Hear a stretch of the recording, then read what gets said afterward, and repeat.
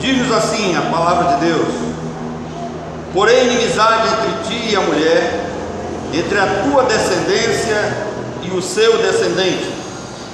Este te ferirá a cabeça e tu lhe ferirás o calcanhar. Que Deus nos abençoe. Mas eu quero pensar hoje sobre a morte de Cristo, seus efeitos, propósito, porque na realidade teve um propósito na morte de Cristo. É muito importante para nós como cristãos entendermos a morte de Cristo, não só para a nossa convicção, mas também para a evangelização pessoal. A história da humanidade começa então, logo após o relato da criação, vem o relato da queda, do pecado de Adão. E logo após Deus proferir uma maldição sobre a serpente animal, você lê o texto com cuidado, vai ver que existe uma maldição sobre o animal, serpente, cobra, né, de que rastejaria sobre o próprio vento. Quando Deus termina de proferir essa maldição sobre a serpente animal, vem uma maldição sobre a serpente espiritual.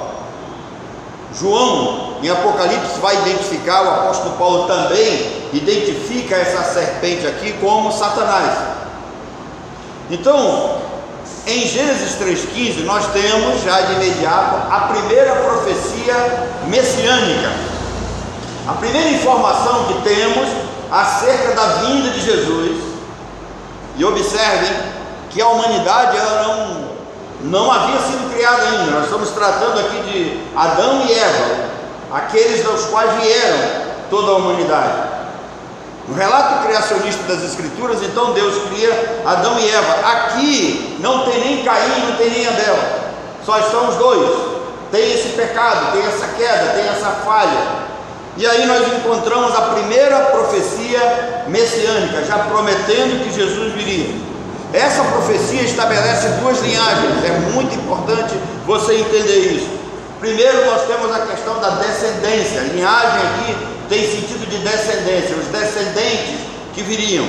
Nós temos os filhos de Deus que vêm de Eva, da descendência de Jesus Cristo. Aqui está se falando de uma descendência espiritual. Então nós temos os filhos de Eva, que são os salvos, mas também estabelece os filhos do diabo, descendente da serpente, da semente espiritual. Então, Deus, ele não foi apanhado de surpresa no Éden. Não pensem que tudo quanto está acontecendo ali estava acontecendo fora da vontade de Deus ou fora do domínio de Deus. Certamente Deus estava presente, ele é onipresente. Se quisesse interferir, poderia ter interferido, ele é onipotente. E ele sabia do que iria acontecer no futuro da humanidade, porque ele é onisciente. Então Deus não é apanhado de surpresa, o que nos leva a concluir que Deus tem um propósito na morte de Cristo. Agora, quando nós olhamos para como essa morte de Cristo se desenrola na história, nós vamos ver que o julgamento, a condenação e a morte de Jesus Cristo foi um dos absurdos jurídicos assim mais extravagantes na história da humanidade. O poder jurídico estava nas mãos do governador, no caso aqui Pilatos. Agora, quem dava respaldo para Pilatos era o imperador. E aqui, na realidade, Pilatos ele não passa de um marionete nas mãos do Império Romano. Jesus passou por dois julgamentos assim muito notórios nas Escrituras. Primeiro, nós vamos encontrar um julgamento religioso que parte dos judeus. Jesus foi julgado perante o Sinédrio, mas como eles não conseguiram condenar Jesus por esse julgamento, houve a necessidade de um segundo julgamento. Então esse julgamento ele foi diante de Pilatos, porque foi um julgamento romano. As acusações apresentadas ao Sinédrio foram blasfêmia, profanar o sábado e por uma acusação de que Jesus Cristo seria um falso profeta. Três coisas, tem mais coisas aqui, mas três coisas básicas. Então, blasfêmia, porque dizia ser Deus, Filho de Deus, da mesma essência do Pai.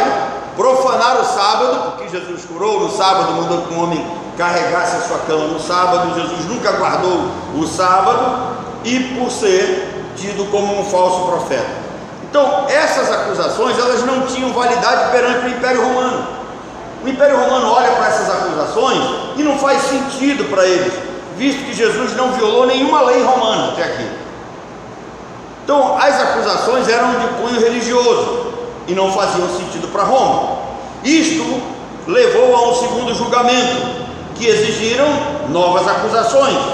Aparecem então as acusações políticas.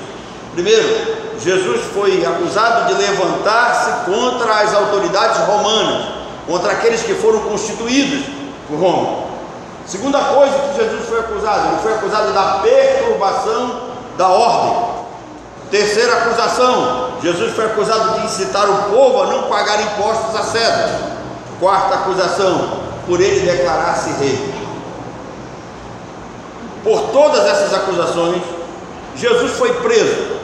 E o que mais deve nos surpreender é que ele é julgado às pressas, acusado sem indícios, e ele foi condenado sem que nenhuma testemunha legal fosse ouvida. Todos esses detalhes mostram que esse julgamento foi abusivo, feito às pressas, feito nas coxas. Todo o direito de defesa que Jesus Cristo poderia ter diante da lei romana foi jogado no ralo pelo tribunal romano.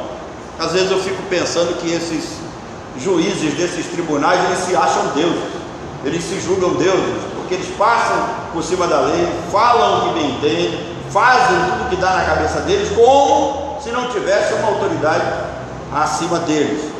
Então observem que as atitudes de Pilatos é de um governador que era uma espécie de marionete na mão do Império Romano.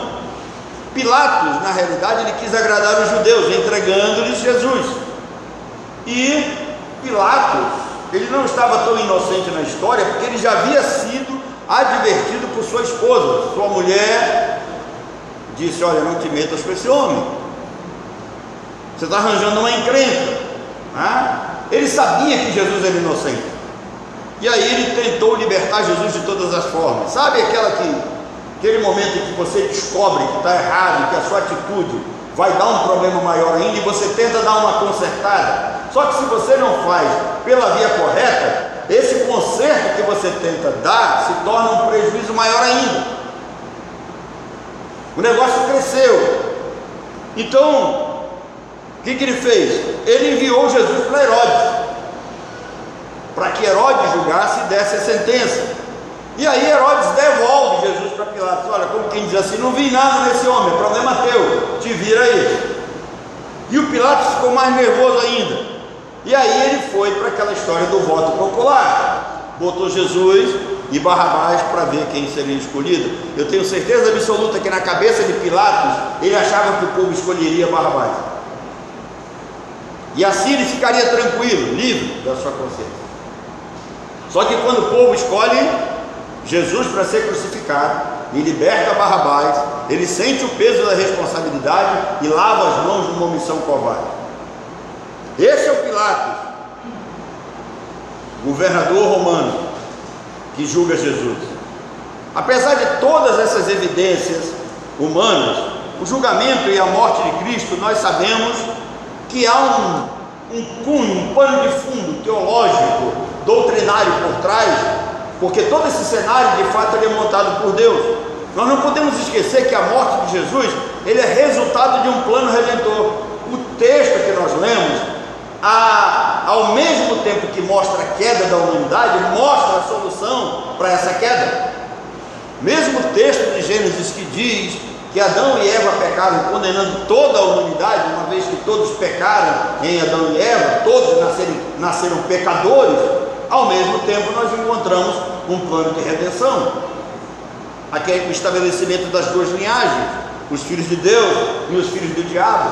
Observem que as pessoas perderam esse ramo dessas descendências, perderam o entendimento dessas vertentes. A Igreja Católica enfiou na cabeça de todo mundo que todos são filhos de Deus, mas não são. Se você ler João 8, você vai entender isso com todas as letras. Jesus é claro: vocês são do diabo. Se vocês fossem filhos de Deus, vocês ouviriam a palavra de Deus. Então, quando Pedro tentou evitar a prisão de Jesus, vocês lembram? Jesus é preso, Pedro tem uma atitude. O que ele faz? Pedro cortou a orelha de quem? Não era soldado, eu já ensinei isso aqui. Ele não era soldado, ele era um servo do sumo sacerdote. Esse homem, esse rapaz está sendo preparado para ser sumo sacerdote. O que acontece? Ele tem a sua orelha cortada. Se Jesus não tivesse curado, ele estaria impossibilitado, porque ele não poderia ter defeito no seu corpo físico. Então, Pedro saca da espada e corta a orelha do rapaz. E Jesus interfere e diz para ele: Pedro, guarda a tua espada. E Jesus diz uma coisa que está em Mateus capítulo 26, versículo 54. Se você puder ler depois disso com calma, mas eu vou citar para você o que está escrito em Mateus 26, 54. Jesus disse: guarda a tua espada. Como, pois, se cumpririam as escrituras segundo as quais assim deve suceder? O que Jesus está dizendo? Guarda a tua espada. Eu tenho que ser preso, julgado e condenado para que se cumpra as escrituras, para que a profecia messiânica de Gênesis 3,15 se cumpra. E Jesus diz mais: se eu quisesse, eu teria como resistir. A morte de Cristo, então, ela tem esse sentido. Deus não foi apanhado de surpresa no Éden, as coisas não estavam acontecendo fora da vontade de Deus. Se nós temos em Gênesis 3,15 a primeira profecia messiânica, em Isaías 53 nós temos os detalhes dessa profecia messiânica, como ela aconteceria, lembra? Certamente ele tomou sobre si as nossas iniquidades, as nossas dores, as nossas enfermidades, levou sobre si, pelas suas pisaduras nós fomos o quê? Sarados. Mas uma outra profecia messiânica está em Zacarias capítulo 12, versículo 10. Se você puder procurar aí Zacarias 12, 10, eu vou ler o que está escrito lá. Zacarias 12, 10 diz: mas sobre a casa de Davi e sobre os habitantes de Jerusalém derramarei um espírito de graça e de súplica, e olharão para mim, a quem traspassaram, e prantearão sobre ele, como quem pranteia pelo filho unigênito, e chorarão amargamente por ele, como se chora amargamente pelo primogênito. Muito clara essa profecia, do período do lamento em que Jesus é preso, da via crucis em que ele acaba por ser crucificado. Agora, observe os detalhes ainda da morte de Cristo nas Escrituras. Em primeiro lugar, a morte de Cristo ela foi predestinada. Ela não foi só anunciada, pré-anunciada. Lá já em Gênesis 3,15 nós já encontramos o anúncio. Ela foi predestinada. Em João 11, nos versículos de 49 a 52, Caifás, o sumo sacerdote naquele período, advertiu aqueles que estavam com ele da seguinte maneira: Caifás disse: vocês não sabem nada. Importa que morra um só homem pelo povo, e que não venha a padecer toda a nação. Caifás abre a boca. Agora, olha a narrativa. Ora, ele não disse isso de si mesmo. Irmãos, se ele não disse isso de si mesmo, ele disse isso vindo de quem? Da parte de Deus, que moveu o seu falar, que colocou palavras na sua boca. Ora, ele não disse isso de si mesmo, mas sendo sumo sacerdote naquele ano, profetizou que Jesus estava para morrer. E esse profetizar aqui é anunciar, é pregar, porque a profecia verdadeira vem lá do Antigo Testamento. Então, Caifás anuncia que Jesus estava para morrer pela nação, e não somente pela nação, mas para também reunir em um só corpo os filhos de Deus que andam dispersos. Presta atenção, Jesus vai morrer para reunir em um só corpo os filhos de Deus que andam dispersos. Não é para reunir os filhos do diabo, é para reunir só os filhos de Deus. Tem um propósito aqui limitado. Segundo lugar, a morte de Cristo, ela foi vicária. O que é vicário? É substituto, de substituição. Então a morte de Cristo, ela foi voluntária. Por que ela foi voluntária? Em João 10,18, Jesus diz assim: a minha vida eu mesmo a dou, ninguém a tira de mim, pelo contrário, eu espontaneamente a dou. Eu tenho autoridade para dar e também tenho autoridade para reavê-la. Este mandato eu recebi do meu Pai. Então, a morte de Cristo foi voluntária, e além de voluntária, ela foi vicária, pois também Cristo morreu uma única vez pelos pecados. O justo morreu pelos injustos, para conduzir-vos a Deus, morto sim na carne, mas vivificado em espírito. É o que diz 1 Pedro 3,18. Irmãos, Pedro escreve para uma igreja e não para todos os homens. Essa carta ela é considerada como carta universal. Pedro está escrevendo para a igreja de Cristo em todos os lugares, em toda a parte, em todo o período da história. Então, Pedro não está escrevendo aqui para o mundo. Isso aqui é para nós, específico, é para os crentes. Cristo morreu para nos conduzir a Deus. Observe que aqui nós temos a doutrina da expiação limitada muito clara. Pedro não está falando de uma expiação universal. Se Cristo morreu por todos, então todos serão conduzidos a Deus. Voltando para Gênesis 3,15, o estabelecimento das duas linhagens. Deus não vai salvar os filhos do diabo, pode ter certeza. São filhos do diabo, não são dele. Jesus diz uma coisa interessante: as minhas ovelhas, os meus descendentes é quem ouve a minha voz. O filho do diabo não ouve. É o que diz em João 8. Se vocês fossem filhos de Deus, vocês ouviriam essa palavra, mas vocês sois do diabo. Então, vocês lembram então do que disse Caifás, que eu li agora há pouco? Cristo morreria para reunir em um só corpo os filhos de Deus que andam dispersos. Como entender isso? Na oração sacerdotal, que foi o texto que nós combinamos para ler agora há pouco, né? Combinamos ou não? Não houve combinação? Eu não gosto de nada combinado, eu sei que Deus dirige todas as coisas. Mas na oração sacerdotal que nós lemos aqui na nossa leitura devocional, Jesus manifestou o nome de Deus aos homens que Deus retirou do mundo e deu para Cristo. Observe: manifestei o teu nome aos homens que do mundo me deste, eram teus. Quando que eram teus?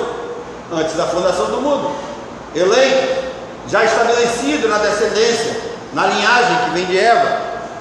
Então, manifestei o teu nome aos homens que do mundo me deste. Esses homens não vieram por conta própria, esses homens não vieram porque quiseram, esses homens vieram pela vontade de Deus, vieram porque Deus os trouxe.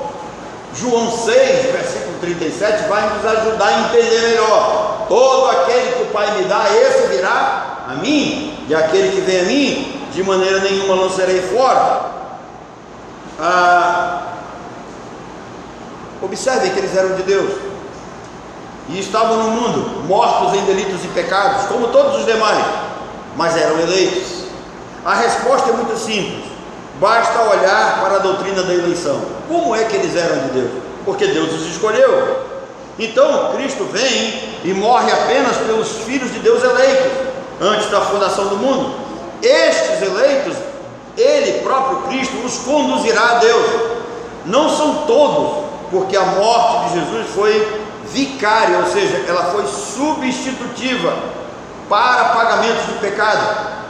Ou seja, quando Cristo vai à cruz, Ele vai tomar o lugar dessa descendência, dessa linhagem que vem de Eva, dos seus descendentes, dos cristãos, dos crentes verdadeiros, não foi de todos os homens. Quarto lugar, a morte de Cristo foi sacrificial. O que significa isso? A morte de Cristo foi uma oferta pelo pecado. Paulo diz que na cruz Jesus riscou a cédula. Eu gosto desse cântico. Você lembra desse cântico? Não lembram não? Os pentecas cantam: Jesus riscou a cédula. Lembra? Que era o quê? Que era contra nós. Quando eu digo para vocês que Penteca não tem inteligência, vocês às vezes ficam de cara feia para o meu lado. Mas olha só, isso é um texto que está em Colossenses. Paulo diz então: a morte de Cristo foi sacrificial. Foi o quê? Uma oferta pelo pecado. Aí pegaram o versículo e colocaram uma música.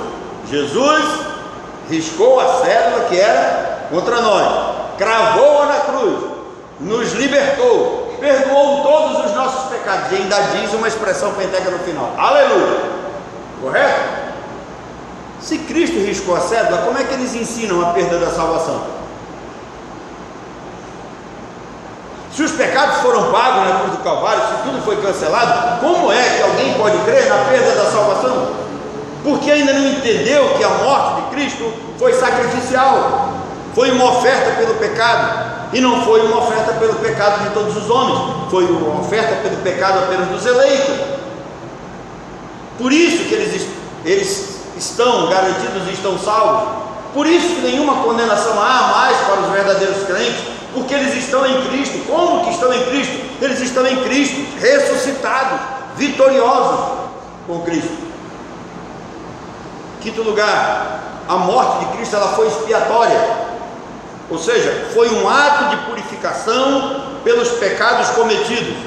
Hebreus 9:28. Assim também Cristo, tendo se oferecido uma vez para sempre, para tirar os pecados de muitos, preste atenção, não é de todos, é para tirar os pecados de muitos, aparecerá segunda vez sem pecado aos que o aguardam para a salvação deste mundo. Sétimo lugar, a morte de Cristo foi propiciatória, foi uma oferta para agradar a Deus. Deus que havia sido ofendido pelo pecado de Adão e Eva, pelo pecado da humanidade. Então Cristo voluntariamente tomou o lugar dos eleitos, tomou o lugar dessa linhagem escolhida em Cristo, satisfazendo e agradando a Deus. Por isso que nós não precisamos fazer mais sacrifício nenhum. Às vezes as pessoas colocam sobre si algum tipo de penitência para ver se consegue dar uma forcinha, né? Mas não, os verdadeiros crentes não precisam de penitência, não precisam de sacrifício algum. O único sacrifício que nos é exigido é o sacrifício do nosso corpo para culto vivo, santo e agradável a Deus.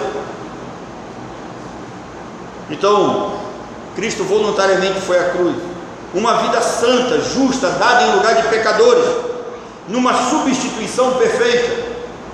Nós que deveríamos estar lá, Ele vai lá e toma o nosso lugar, levando todos os nossos pecados e todas as nossas iniquidades. Por tudo isso, queridos, nós cremos na segurança eterna de salvação. 1 João 4,10 diz que Deus enviou o seu Filho para a propiciação dos nossos pecados, para que aquele estado de ira, para que aquela revolta divina fosse aplacada, fosse acalmada, fosse satisfeita. Vamos colocar um acabamento aqui. Preste atenção. Observem que existem três vontades na morte de Cristo, assim, muito claras de nós observarmos na Bíblia. Primeiro, nós temos a vontade de Deus. Segundo, nós temos a vontade do próprio Cristo. Terceiro, nós temos a vontade dos homens. Em Atos 4, de 26 a 28, é um texto até já conhecido nosso. A Bíblia diz: porque verdadeiramente se ajuntaram nesta cidade contra o teu santo servo Jesus, ao qual ungiste Herodes, Pôncio Pilatos, com os gentios e povos de Israel. Preste atenção no que ele vai dizer. Todos estes se reuniram para fazer tudo que a tua mão e o teu propósito predeterminaram. O que é predeterminar? É determinar antes do acontecimento. Então todos esses que se levantaram contra Cristo, eles se levantaram dentro de um propósito divino, porque havia a vontade de Deus. Sem derramamento de sangue não há remissão de pecados. O justo teria que morrer no lugar do injusto. É assim desde Gênesis capítulo 3. Então, primeiramente nós temos a vontade de Deus, que conduziu todo o processo de condenação e morte de Jesus Cristo. Nada saiu fora do plano, do projeto original. Jesus foi entregue pelo desígnio e vontade de Deus. Esta é a primeira causa, a vontade de Deus. Agora, se o salário do pecado é a morte, o ser humano pecou, ele tem que morrer, tem que morrer. Então a justiça de Deus exigiu um resgate. E aqui está a segunda causa. Cristo vai diante da exigência do resgate, diante da exigência da morte de um justo. Não havendo nenhuma outra pessoa, ele mesmo se oferece. Ele se entrega voluntariamente. Jesus tomou o cálice amargo, levando sobre si os nossos pecados e sofrendo a pena que nós deveríamos pagar. É o que diz Mateus 26 a 42. Em Mateus 26, no estabelecimento da ceia, você vai encontrar lá que o sangue de Cristo foi derramado por muitos, não foi por todos. Ele nos substituiu, tomou o nosso lugar. Então, primeiro nós temos a vontade de Deus para resolver o problema do pecado. Segundo, nós temos a vontade voluntária de Cristo. E terceiro, nós temos a vontade dos homens. Eu quero lembrar-lhes algo que é muito interessante. A predestinação não anula a vontade, a liberdade nem a responsabilidade do homem. Mesmo a doutrina da predestinação sendo uma realidade, o homem é responsável pelos seus atos. E sabe por quê? Nenhum de nós é forçado a pecar. Nenhum de nós é forçado a fazer qualquer coisa. Os homens cumprem livremente os decretos de Deus. Aqueles homens fizeram o que estava em seus corações, assim como todo homem é responsável diante de Deus pelos seus atos. Mas a razão principal da morte de Cristo foram os nossos pecados. A razão principal da morte de Cristo foram os nossos pecados. Se ele não tivesse morrido, se ele não tivesse ressuscitado, nós continuaríamos condenados. Nós continuaríamos com a cédula assinada contra nós. Ele não haveria riscado a cédula, ele não haveria cancelado toda a dívida. Então, a razão principal da morte de Cristo foram os pecados dos eleitos. A morte do Senhor nos possibilitou a vencer a morte espiritual. É por meio da morte de Cristo que nós recebemos a garantia de vencermos a morte espiritual. Ainda que no futuro, queridos, todos os homens irão ressuscitar. Preste atenção, no futuro todos os homens irão ressuscitar. Mas somente os que receberam os benefícios do sangue de Cristo serão salvos. Não são todos. Somente aqueles que receberam fé para crer. Somente aqueles que foram eleitos antes da fundação do mundo. Somente aqueles que receberam os benefícios do sangue. Somente aqueles que tiveram seus pecados cancelados. Somente aqueles que foram amados pelo Senhor. Por isso que nada poderá separar-nos do amor de Deus que está em Cristo Jesus. Os descendentes da mulher. Que Deus nos abençoe e que Ele nos ensine isso. Desde cedo a gente comece a entender essas coisas. Após o relato da criação, nós encontramos o relato da queda. Mas o relato da queda não anula o plano e o propósito de Deus, porque logo em seguida Deus revela uma profecia de restauração que vem na pessoa do Messias. Ela se concretiza e hoje nós entendemos que os verdadeiros filhos de Deus, os crentes, os salvos, eles foram eleitos antes da fundação do mundo. Eles fazem parte dessa aliança, dessa linhagem, que são os filhos de Deus, que devem viver para a glória de Deus. Que Deus nos abençoe. Nazareno.